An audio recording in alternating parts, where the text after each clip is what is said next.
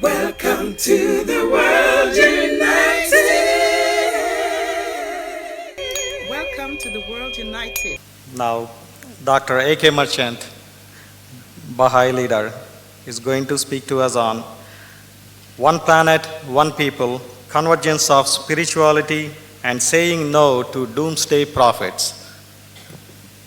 So is it 15 minutes or 20 minutes? Distinguished guests, leaders of various spiritual streams, dear friends, and the united world.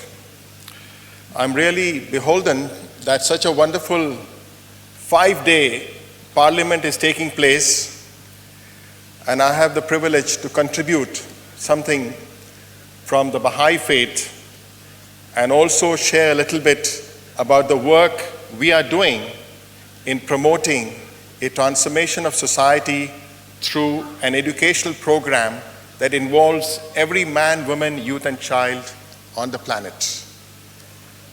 It is in a microscopic measure, but every day it's gaining momentum. And I believe that saying no to the doomsday prophets is our birthright. Humanity has experienced profound periods of transition. So how do we understand the world of turmoil today? I have with me the writings of Baha'u'llah, who more than 150 years ago spoke of the world as one family. And he put it, the earth is but one country and humankind its citizens. Today I believe that one of the confusions that most of us are perhaps experiencing, especially in December 2012, is because of erroneous readings of various calendars of the world. Baha'u'llah wrote, a new life is in this age, stirring within all the peoples of the earth, and yet none had discovered its cause or perceived its motive.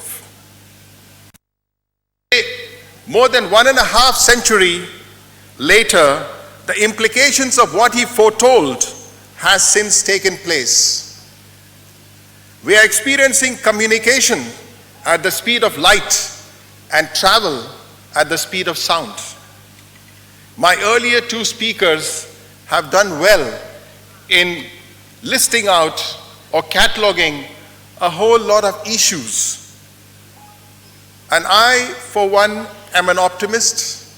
I am convinced that for every ailment under the sun, there is a remedy, and it's in our hands.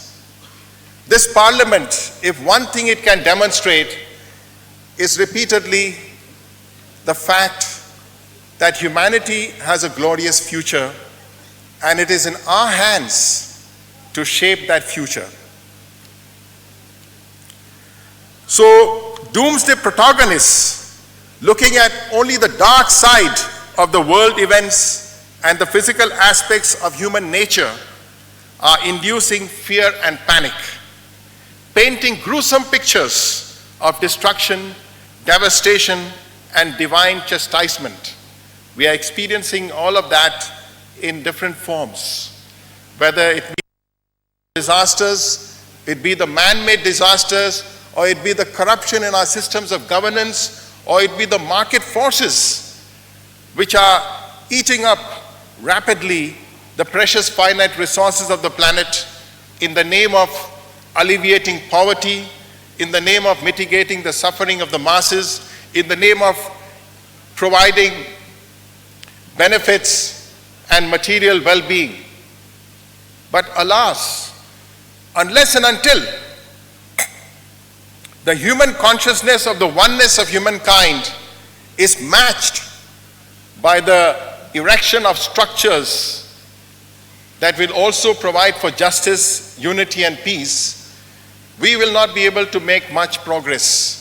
because the obsolete systems, the structures that we have before us for the ordering of society, for governance, for managing our markets and our financial transactions, etc., all of this have come into being based on division, based on benefits to a small minority and suffering for the great majority. For Baha'is, all those spiritually minded, the transformation brought about by the period of history now ending is not to deny the accompanying darkness that throws the achievements of the present-day civilization into sharp relief. I've already mentioned those, like the deliberate extermination of millions of helpless human beings, the invention and use of new weapons of destruction capable of annihilating whole populations, the rise of ideologies that continue to suffocate the spiritual and intellectual life of entire nations, the damage to the physical environment of the planet on a scale so massive that it may take centuries to heal, and the incalculably greater damage done to generations of children taught to believe that violence, indecency, and selfishness are triumphs of personal liberty. Darkness, the followers of Baha'u'llah believe, is not a phenomenon endowed with some form of existence, much less autonomy. It does not extinguish light nor diminish it, but it marks out those areas where light has not reached or adequately illumined. For us, and especially people of India, Mahapralay or eschatology is not the end of everything. It is, as has been repeated earlier by many other distinguished spiritual masters and speakers, a new beginning. Because Mahapralay is accompanied by messianic hope.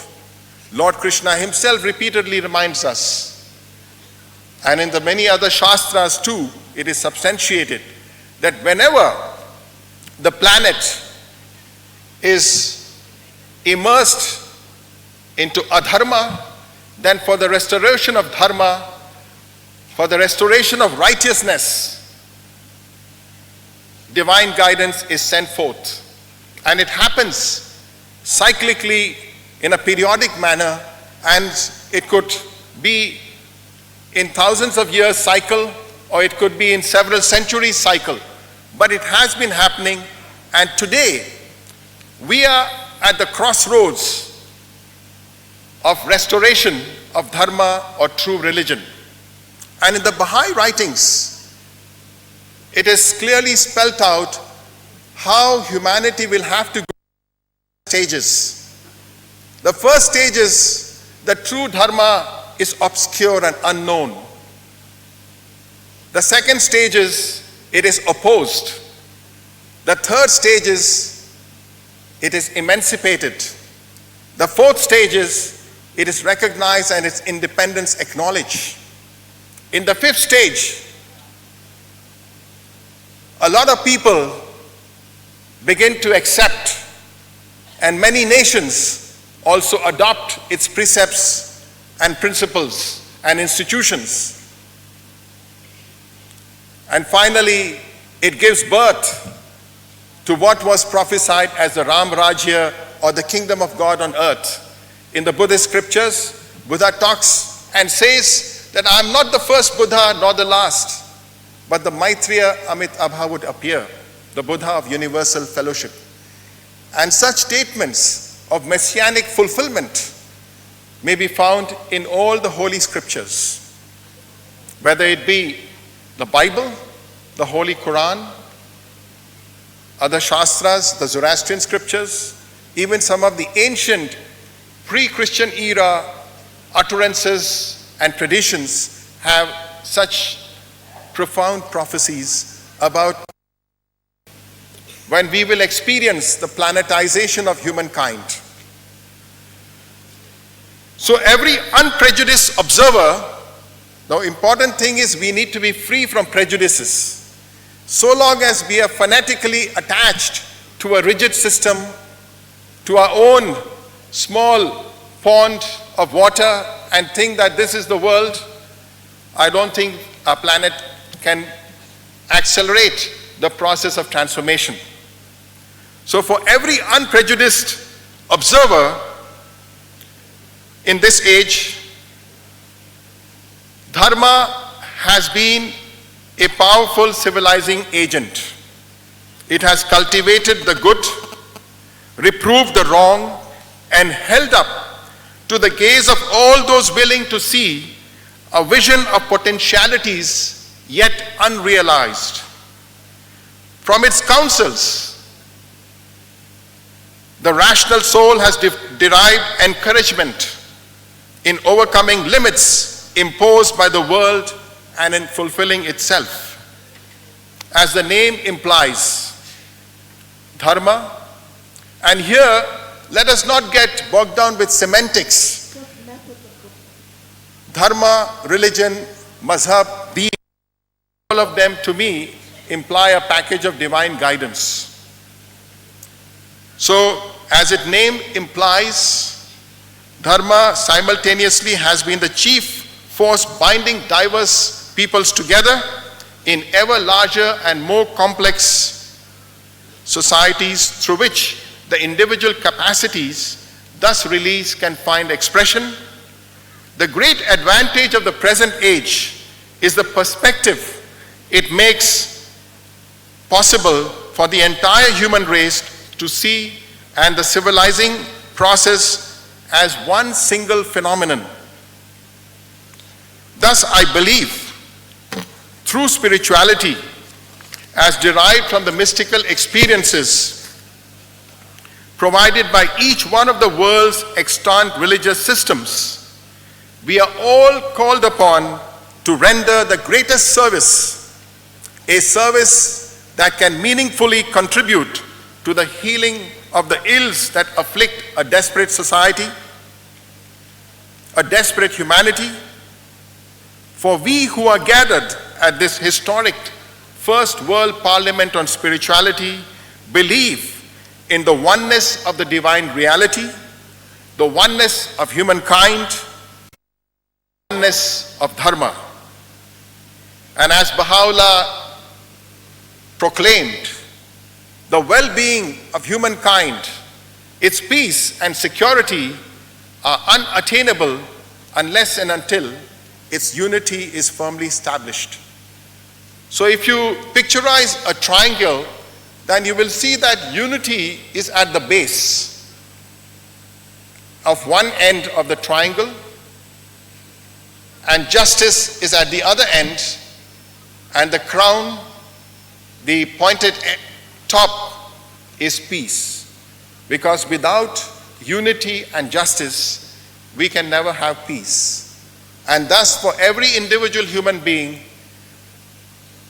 consciously or unconsciously, you have to grapple with the three kinds of relationships that are integral to our existence.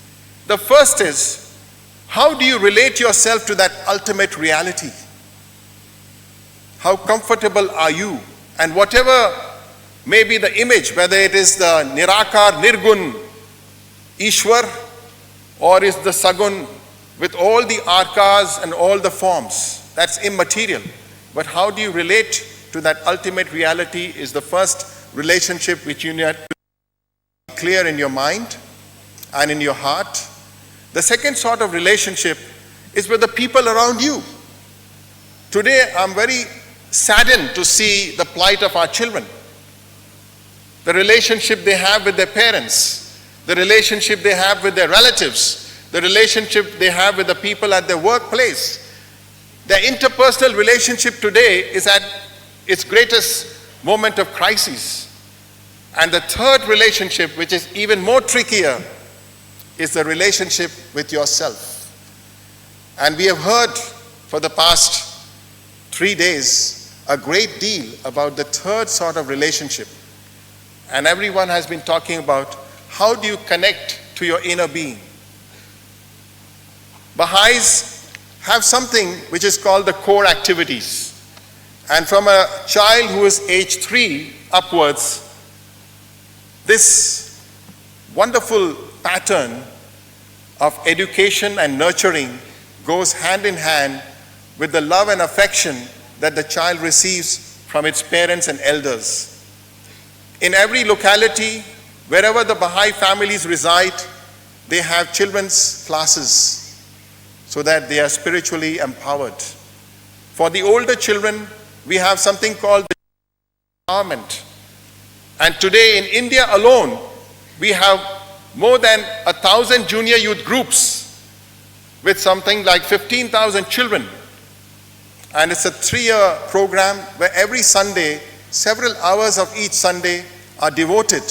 And it's all participatory, where the children learn why there is so much of violence around us, why so much of obscenity, why this corruption, why my parents don't know how to give me the quality time or love me. The fourth core activity is called the study circle, because Baha'is believe that for civilization to advance, we have two forces available to us. One is the force of science and technology, and the other is the force of religion and spirituality. And at the study circle, we read about the importance of reading the Holy Shastras every day, pondering over them and applying to our lives. We learn about the importance of prayer, which is conversation with the divine, which serves as a ladder that connects the earth to the heavens above. We learn about life and death. We learn about the virtue of service. Today, one of the greatest tragedies of our society is the for one-upmanship, that quest for individual glorification. Baha'u'llah says in one of its tablets, is one of the greatest causes for setbacks in the advancement of the collective society and of the civilization as a whole. So the first I mentioned about science and technology, it is well understood. When science and technology become the property of the governments for destructive purposes, or when a scientist doesn't know that the end research is going to be into the making of a weapon, then surely that kind of science will only lead to destruction. And on the other hand, when religion becomes filled with superstitions and dogma, then that's not the religion we need. It is the true religion, which will be having its powers to ennoble us, to make us realize the nobility and the goodness in every human being. So that is where religion gives birth to true spirituality. And when both these systems of knowledge collaborate, cooperate, and coordinate, we can advance civilization. I have, in the conclusion, a short promo on some of the values based on laws and ethics, which I will show you at the end. But as far as the month of December is concerned, I already mentioned about the various calendars. But surely there will be change. And one of the things that will happen, and which scientifically has occurred in the past as well, is the realignment of the planets. And one of the items on the internet is about the sun crossing the galactic equator, and as a result of that, tremendous amount of energies, geomagnetic forces are released. And perhaps, if it does happen, because I'm not a prophet, I'm not a soothsayer, but if it does happen, as mentioned in the internet message that is doing the rounds, either on the 22nd of December, 23rd or 24th, or 23rd, 24th, and 25th. And what will happen is not only Earth as a planet, but all the other planets in the solar system will experience a powerful shift. And if it happens, and if there is a shift of consciousness, then it will be for the positive. Because I, for one, believe that humanity has a glorious destiny and we all can contribute to the happiness of each one of us. The macro issues were very well dealt with by my first speaker, Dr. Leo Rebello. Then Madam Jacqueline, she talked about how the meditative practices which have been part of our tradition for thousands of years need to be renewed and rejuvenated and internalized in our personal lives. And I'm very happy that with these few words, I've been also given this privilege to be part of this First World Parliament on Spirituality. I'm indeed very grateful to our chairperson, Padam Shri Dr. Karthikeyan ji, and to Dr. Yugandhar. And I have a special gift for Dr. Yugandhar, which I will be presenting to him. And it's a very beautiful album of the Baha'i Holy Land, which Karthikeyan sir has already seen and experienced. And I'm sure you will enjoy having it and keeping it in your hospital table or in your house as a coffee table book and browsing it through, because it gives a tremendous amount of positive conviction that we can all leverage and get that are destroying humanity to change their ways of thinking and their patterns of dictating us to do what they feel is in our best interests. And the human rights discourse, the last point that I'd like to make, as it becomes more and more strident, louder, day by day, is telling us that every man, woman, youth, and child on this planet wants to rewrite the history of the planet in a positive way, not in terms of who won victories and battles and wars and corporate conflicts, but what human beings can do in times of peace, the creativity, the nobility that they can express. And whatever finite resources our planet offers is the birthright of all. Soon is Baha'u'llah's promise, will the old world order be rolled up and a new one spread out. Verily, these are the words of truth and the words of the divine. It may take time, but will never be uttered in vain. So once again, thank you very much.